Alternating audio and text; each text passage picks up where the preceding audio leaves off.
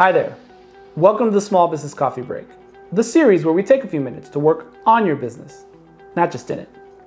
Today we're talking with Alex Barthet of the Barthet Construction Law Firm about, can construction contracts be negotiated? Alex has over 13 years of experience helping contractors and construction firms all over the state of Florida. So grab a cup of coffee and let's get into it.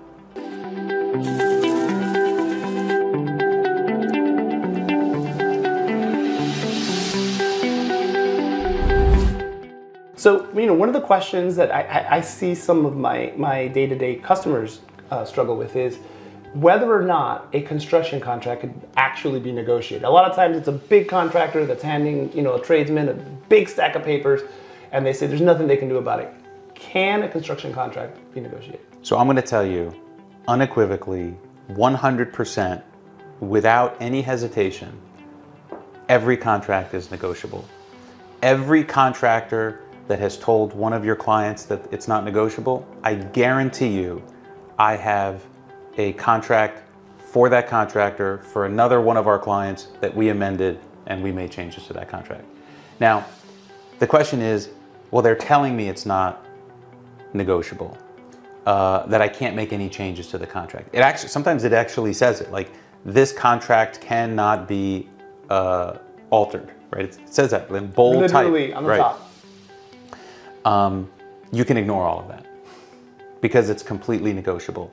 Now, the ability to negotiate is dependent on your relationship with the contractor, your price, and typically how much they need you. And that usually comes down to two things. Do you have a special connection to the product or service such that they have to use you? So a good example is, maybe there's a small business or CSBE goal on this public project, and you happen to have that designation, so they need to use you to make enough of the contract value as a whole meet that goal. So you mean people like minority business enterprise certified and all Correct. that? So that's one example where you have a lot more negotiating power than you think.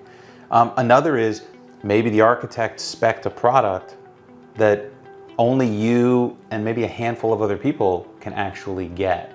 So maybe it's a type of window or a type of generator or a type, whatever it is. So you have some in, so the contractor really needs you. The other example we see is they're a little late in buying out the job. So, maybe they're time crunched. Other people are busy, you have some availability. They need to sign this contract in the next 45 days.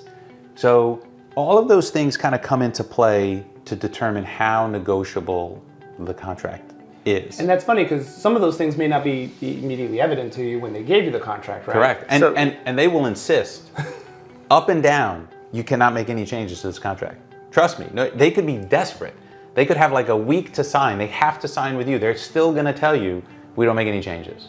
So it's funny because I know that on our side, when we're looking at the insurance reviews and the constant rush, when I feel this, in fact, I'll go even further. The more they say that, the more likely there is going to be some give in what's going on, because just simply because there's some other underlying issue that we may not be fully aware of.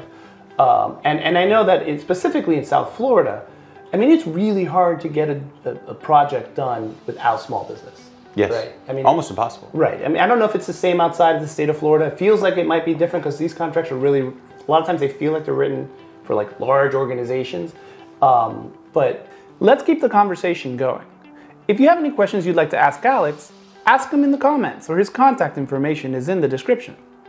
If you have any questions you'd like me to ask Alex or any other professional in their field, my contact information is also in the description, and I'm always available via DM.